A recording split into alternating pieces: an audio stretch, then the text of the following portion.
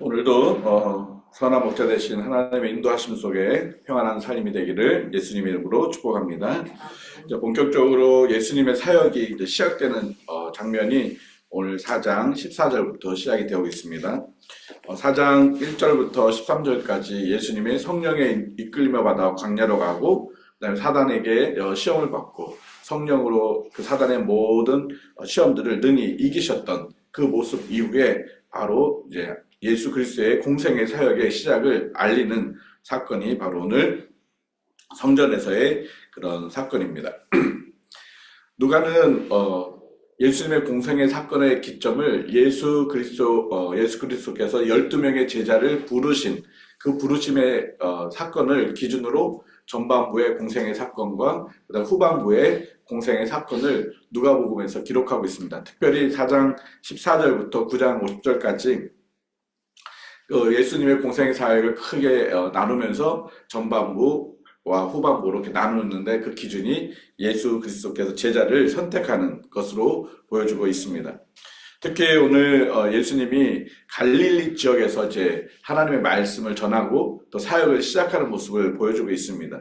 예수님의 공생의 사역의 많은 부분이 갈릴리 지역에서 하셨던 모습들을 보여주고 있는데, 18절 말씀에 이사야서에서 기록한 것처럼 가난한 자에게 복음을 전하기 위하여, 예수 그리스도께서 이 땅에 오셨던 것은 하나님 나라의 천국 복음을 전하고 모든 사람들이 생명을 얻도록 하기 위함이 바로 예수 그리스도께서 오신 목적입니다.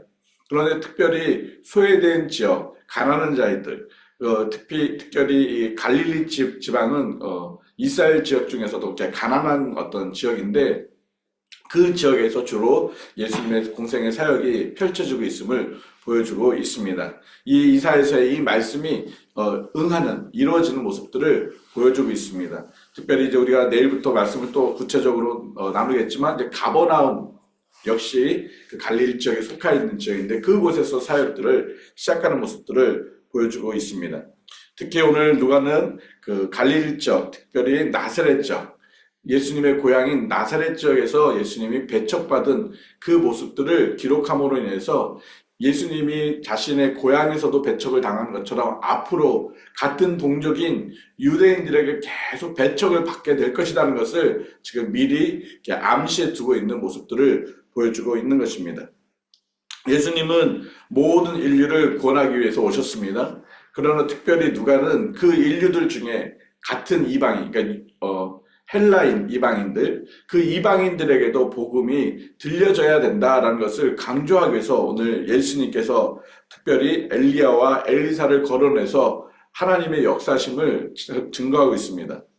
많은 이스라엘 백성들 사람들 중에 똑같은 일을 당합니다. 3년 6개월 동안 비가 오지 않아서 굶주림 속에 놓여 있을 때, 그 어렵고 힘든 상황 속에 누구만 구원함을 얻었습니까?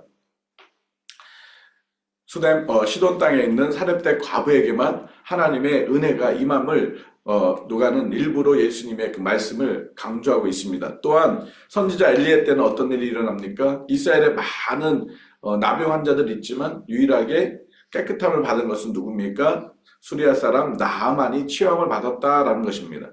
예수님께서는 이 말씀을 통해서 누가는 더욱더 이방인들에게도 하나님의 복음의 역사가 나타나고 있다. 하나님은 택함 받은 자에게만 구원을 주는 것이 아니라 하나님 앞에 은혜를 받는 자들은 이방인들도 은혜를 받을 수 있고 그들도 구원을 받을 수 있다라고 지금 예수님의 말씀을 더욱더 강조하고 있는 가 바로 그것입니다. 그래서 누가복음 전체는 헬라인 이방인들이 구원받을 수밖에 없다. 그들도 구원을 받을 수 있다는 것을 누가는 일부러 강조하고 있습니다.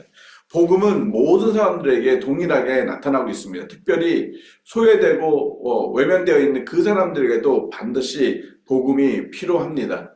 예수님은 가난하고 소외된 자뿐만 아니라 또한 부자들, 또한 그 유대인들에게도 다 복음을 전했지만, 특별히 이사야서 말씀처럼 가난한 자들을 외면하지 않는 모습들을 보게 됩니다. 많은 사람들은 외형적으로 사람을 판단하고 구별하는 경우들이 많이 있습니다. 특히 유대인들은 선민 사상이 강하기 때문에 우리만 구원을 받았다, 우리만 하나님의 말씀이 있고 우리만 율법이 있기 때문에 우리만 구원을 받는다라고 그들은 늘 그렇게 생각을 하고 있었습니다. 그러나 예수님께서 뭐라고 말씀하고 계십니까? 오늘 21절에 보니까 이 글이 오늘 너희 귀에 응하였다. 뭐가 어떤 글입니까? 18절 말씀인 것입니다. 주의 성령이 내게 임하셨으니 이는 가난한 자에게 복음을 전하게 하시고 내게 기름을 부으시고 나를 보내서 포로된 자에게 자유를, 눈먼 자에게 다시 보게 함을, 전파하며 눌린 자를 자유케 하며. 이게 지금 다 누구를 의미하고 있습니까? 고통받고 소외되고 어려움에 처해 있는, 어쩌면 하나님의 백성처럼 보이지 않는 그들, 어쩌면 하나님의 복음 앞에서 외면되어 있는 그들에게 특별히 하나님의 역사하심들을 나타나고 있고, 또한 그 일들로 해서 예수님이 오셨다라는 것을 지금 예수님은 증거하고 있는 것입니다. 예수님께서 이렇게 증거할 때 어떤 일이 일어납니까? 많은 사람들이 22절에 그의 증언하는 것, 많은 사람들이 예수님의 그 말씀을 듣고 예수님을 증언한다는 것입니다. 여기서 말하는 것은 증거라는 어떤 의미보다는 예수님이 말씀하신 것을 인정하게 되고 예수님이 말씀하신 것을 귀히 여기게 되는 모습들을 보여주고 있는 것입니다. 그런데 오늘 말씀을 쭉 읽어보면 예수님이 이렇게 하실 때마다 동일하게 등장하는 일들이 있습니다. 무엇일까요? 바로 성령님께서 함께 하신 것을 볼 수가 있습니다. 14절에도 예수 성령의 능력에 따라서 갈릴리로 돌아가시는 모습들을 보게 됩니다. 또한 예수님께서 성경을 가르칠 때도 주의 성령께서 임하셨다라고 18절에 또 말씀하고 있습니다. 또한 우리가 어저께 말씀을 묵상을 했던 1절에서 13절 마귀에게 시험을 받을 때에도 성령의 인도하심을 받아서 이끌며 받아서 예수님께서 사역하시는 모습들을 보여주고 있습니다. 예수님의 공생의 전반적인 모든 사역 가운데 성령님께서 늘 함께 하신 것들을 보여주고 있습니다. 특별히 18절에 주의 성령이 임하신 예수 그리스도의 모습을 증거함으로 인해서 예수님과 함께 일하시는 분이 성령 하나님이시고 곧 예수님이 성령 하나님과 같으신 하나님인 것을 증거하고 있습니다. 우리가 흔히 말하는 삼위일체 하나님을 예수님이 이 사건을 통해서 증명하고 있고 증거하고 있는 것입니다. 이것 때문에 지금 사람들이 어떻게 하고 있습니까? 예수님을 그 나사렛 그 동네 바깥으로 끌고 가서 29절에 한 낭떠리에 끌고 가서 떨어뜨리려고 하는 그런 일들이 일어난 것입니다.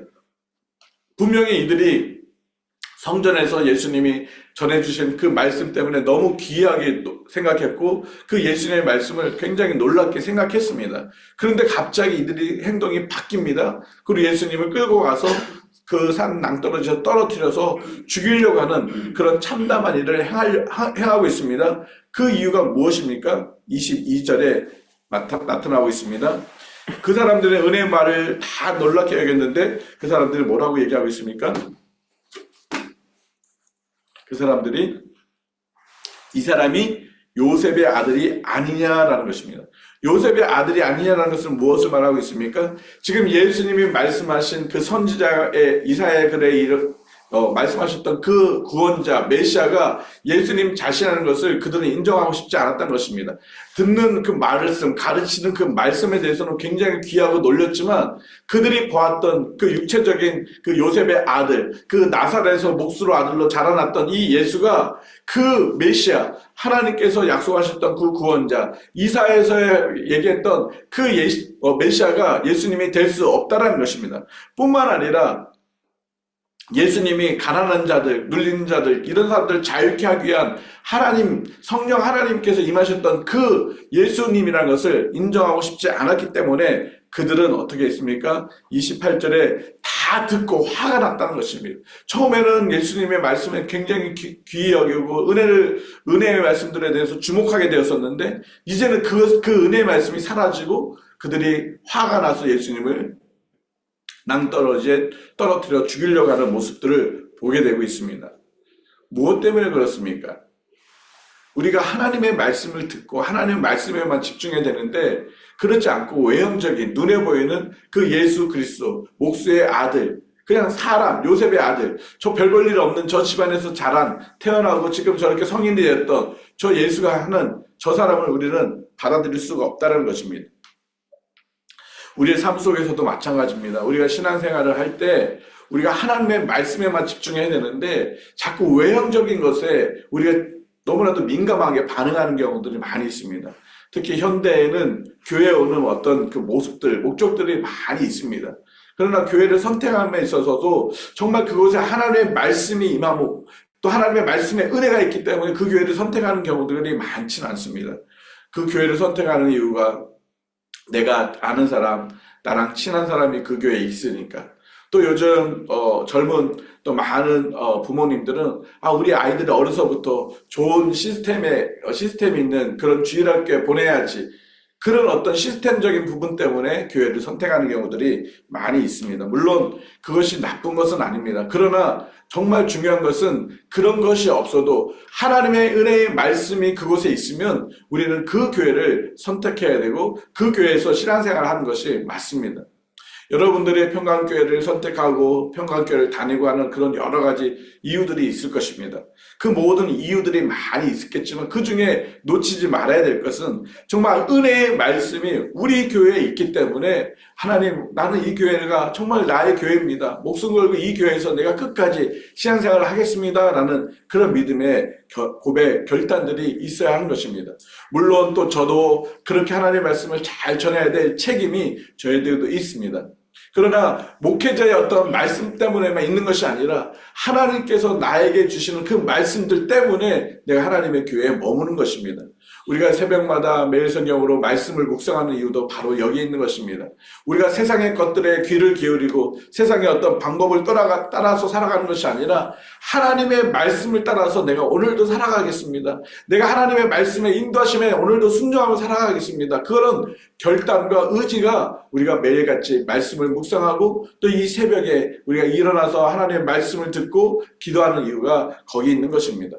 우리가 하나님의 말씀을 가까이 하지 않고 하나님의 말씀을 의지하지 않고 산다면 어떤 일이 생깁니까? 바로 이 회당에서 분명히 지금 회당에서 하나님의 말씀을 듣고 와서 이런 악한 행동을 하고 있는 모습을 우리도 행할 수가 있다는 것입니다. 하나님의 말씀이 그 안에 바로 심어지지 않으면 이런 악한 행동을 할 수밖에 없습니다. 우리가 예배를 잘 드리고 나서도 우리가 분명히 하나님의 말씀을 들었음에도 불구하고 우리의 삶이 악한 길로 빠질 수밖에 없습니다. 그 이유는 딱 하나입니다.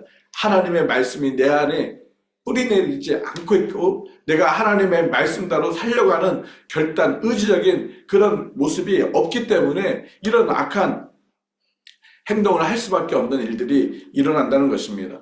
우리가 하나님의 말씀을 들으면 우리는 변화되어야 합니다. 우리가 하나님의 말씀이 내 안에 임하면 우리는 바뀌게 됩니다. 나의 나빴던 습관들, 나의 악한 어떤 모습들, 나의 죄된 그런 모든 부분들이 바뀌어야 하는 것입니다. 왜 회당에서 율법의 말씀을 들었는데도 왜 이들은 악한 행동을 합니까? 그냥 듣는 것으로 끝나버렸기 때문에 그렇습니다. 그 말씀이 내 안에 심겨질 때, 내 안에 깊이 뿌리 내릴 때 나의 삶이 바뀌게 되는 것처럼 우리가 매일매일 말씀을 묵상하고 매일 순간순간 하나님의 말씀 앞에 나아가는 것은 나의 삶이 변하고 하나님 앞에 장성한 믿음의 분량까지 자라기 위한 그런 몸부림이 우리에게 필요하다는 것입니다. 그래서 우리가 믿음을 갖는 것은 교회의 크기에 어떤 큰 교회 다니기 때문에 내가 믿음이 커지고 또 내가 교회를 오래 다녔기 때문에 내가 믿음이 커지는 것은 결코 아닙니다. 회당에 있는 사람들 어떤 사람이었습니까? 예수님처럼 예수님도 오늘 습관을 쫓아서 그렇게 회당에 들어가서 말씀을 읽고 한 것처럼 지금 회당에 있던 많은 사람들도 습관을 쫓아서 그렇게 늘 회당에서 있었던 사람들입니다. 우리의 삶도 마찬가지입니다. 교회를 열심히 다니고 교회 많이 다니는 것도 중요하지만 중요한 것은 늘 하나님의 말씀이 내 안에 심겨질 수 있도록 그렇게 해야 하는 것입니다. 그리고 내 안에 하나님의 말씀이 심겨지면 어떻게 반응하게 됩니까? 18절 말씀처럼 정말 우리가 가난하고 소외되고 정말 힘들어하는 그들에게 생명의 복음을 외치는 자가 될 것입니다. 왜냐하면 그 복음이 나한테 있기 때문에 그렇습니다. 이 생명의 복음이 나한테 있기 때문에 연약하고 소망이 없는 그들에게 생명의 복음을 전할 수밖에 없는 것입니다.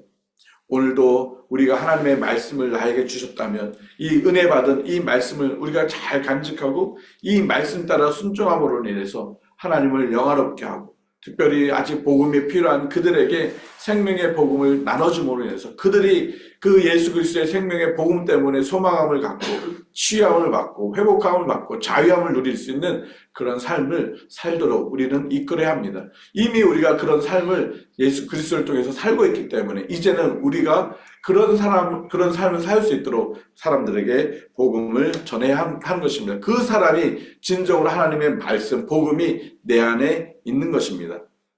오늘도 여러분들이 누구를 만나든지 하나님의 말씀을 신뢰하고 그 말씀에 순종함으로 인해서 여러분이 만나는 그들이 여러분 때문에 참 소망과 기쁨과 자유함과 치유와 회복을 경험하는 복된 날이 되기를 예수님의 이름으로 축복합니다. 시간 같이 기도하겠습니다. 예수님께서 우리에게 자유를 허락하셨습니다. 죄로 눌려있던 저희들에게 참 자유를 주셨습니다. 죄로 인해서 멸망받을 저희들에게 영원한 생명의 소망을 주셨습니다. 우리가 영원히 지옥의 형벌 속에 살아야 되는데 천국 소망을 예수 그리스도를 통해서 우리에게 허락하여 주셨습니다. 하나님 참 감사합니다. 이 은혜와 이 축복들을 저희 안에서 머물고 끝나는 것이 아니라 우리도 담대하게 예수 그리스도의 복음을 전할 수 있는 저희들의 삶이 되게 하여 주시옵소서. 하나님 오늘도 우리가 누구를 만나든지 만나는 그들에게 예수 그리스도의 생명의 복음이 전해지므로 그들도 자유함을 누리게 하시고 치유와 회복을 경험할 수 있도록 은혜를 베풀어 주옵소서. 하나님 특별히 우리 평강교회 모든 성도들이 매 순간순간 하나님의 말씀을 간직하게 하여 주시고 하나님의 말씀에 따라 살아가게 하여 주시고 하나님의 말씀에 따라 순종할 때 하나님의 크고 놀라운 일들을 경험해 나갈 수 있는 그런 삶이 되어질 수 있도록 오늘도 인도하여 주시옵소서. 특별히 하나님 여러 가지 어려움과 힘듦 속에 있는 성도들이 있습니다. 하나님 그들에게도 하나님의 언약의 약속의 말씀을 믿고 그 어려움들을 당당하게 맞서 싸워 이겨나갈 수 있도록 하나님의 그런 놀란 회복과 해결함을 경험할 수 있도록 은혜를 베풀어 주시옵소서. 특별히 육신에 연약한 이들이 있습니다. 하나님께서 치유의 은혜를 더하여 주시고 오늘도 아픔 때문에 힘든 것이 아니라 그 아픔을 치유하시는 주님으로 인해서 승리해 나갈 수 있는 복된 날이 되어줄 수 있도록 은혜를 베풀어 주시옵소서. 예수 그리스도의 이름으로 기도드립니다.